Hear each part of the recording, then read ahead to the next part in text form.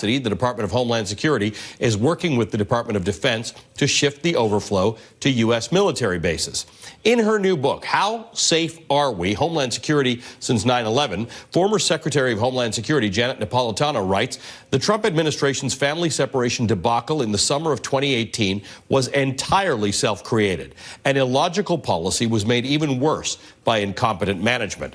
This is government malpractice, and we should not tolerate it, regardless of our political differences. Janet Napolitano joins me now. Thank you for being with us. Thank you. That last sentence is interesting, regardless of our political differences, because this seems to be coming down along political lines, generally speaking. Support of Donald Trump's idea of a wall seems to be something that Republicans back and Democrats object to.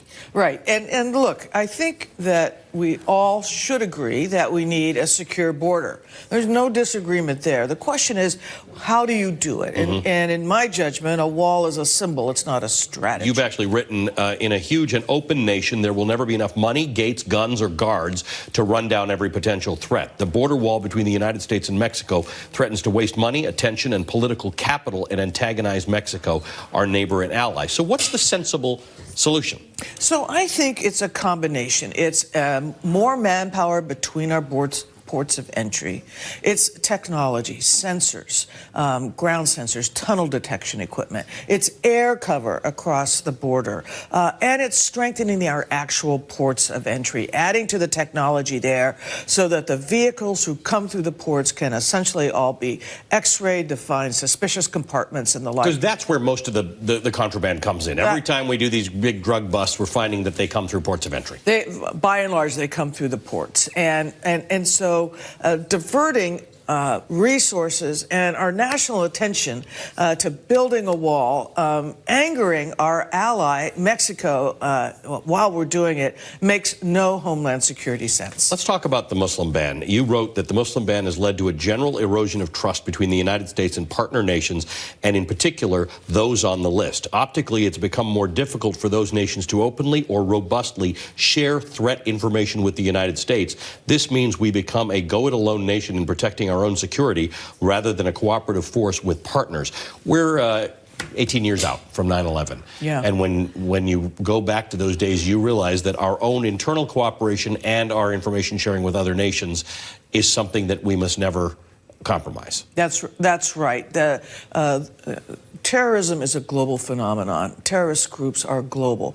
To intercept them, to prevent other attacks, requires a great deal of international cooperation. It requires constant use of intelligence, risk analysis, technology, all the tools we have at our disposal. And that is bettered and improved if we're working along with our allies in doing so. One of the things in a book about Homeland Security since 9/11, given what you did as the Secretary of Homeland Security, is you've gone into other areas that we don't all associate with Homeland Security, but are important, including climate change. You said instead of adopting policies on energy, building, land management, urban planning, flood control, and insurance that would mitigate the threat from climate change over the long term, we pour hundreds of billions of dollars into reacting to and recovering from climate-driven disasters. The new head of the EPA says this is 50, 75 years away. We don't really have to be worrying about this right now. Oh, my heavens. I live in California. We just went through this horrendous wildfire. Right, it's not 50 to 75 years away. Yeah, it is right now.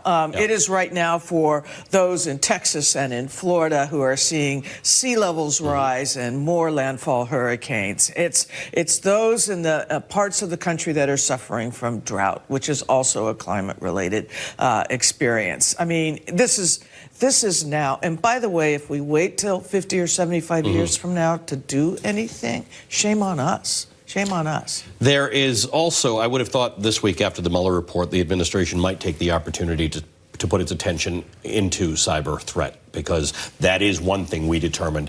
That's the one part we can agree upon in this whole report. You've written that the Russians, the Chinese, and other adversaries understand the importance of cyberspace to our democracy, our economic prosperity, and our way of life. The cascade of cyber attacks leaves little to the imagination anymore, and officials in the government are showing the same lack of attention to these issues as they did in the weeks and months before 9/11. And we have heard this from our nation's intelligence officials over and over and over again. Right, and to me, this does resemble what happened before the actual attacks on 9/11, where there were all kinds of red flags. There were noise, there was occurring, red flags all over the place. All kinds. And what the 9/11 Commission found was that there was a failure of imagination. Failure of imagination to think that commercial aircraft would be weaponized and flown into iconic buildings like the World Trade Center or the Pentagon. We have all kinds of noise now, advanced persistent threats of every dimension and quality, from state actors, non-state actors, emanating from all over the place. And yet, as a country, we're not well organized to deal with it. We haven't worked out the jurisdictions of the various federal agencies that touch on cyber. We certainly don't have any kind of an effective partnership with the private sector that controls so much of our critical infrastructure. So much work needs to be done here. Important stuff in the book. Thank you for writing it. Thank you. Janet Napolitano is a former Secretary of Homeland Security from 2009 to 2013. She's the author of How Safe Are We? Homeland Security Since 9/11. The book is out today. All right, this just into us. Illinois' first assistant state attorney in charge of prosecuting the Jussie Smollett case just spoke with the Chicago